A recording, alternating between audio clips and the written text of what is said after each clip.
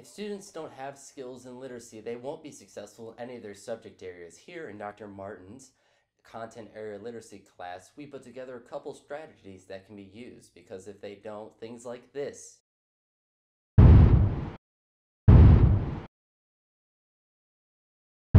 could happen.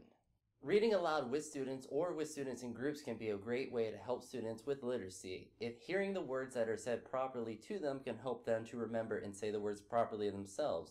And oftentimes, if they're working in a group of students of their peers, they're going to understand the material a lot better than if they would hear from a teacher. Yeah?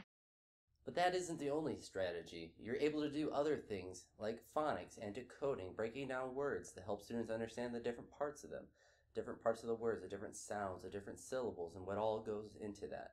When you do that with students, they're able to understand how to say a word and they are able to do that when they're on their own. So they don't have to depend on a teacher reading them a word or in group work.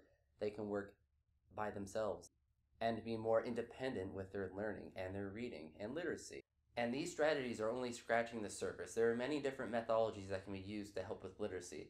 The more important overall message that should be taken away is that literacy is important across all fields, no matter whether you're in PE, art, history, math, any subject that you can think of, literacy needs to be incorporated.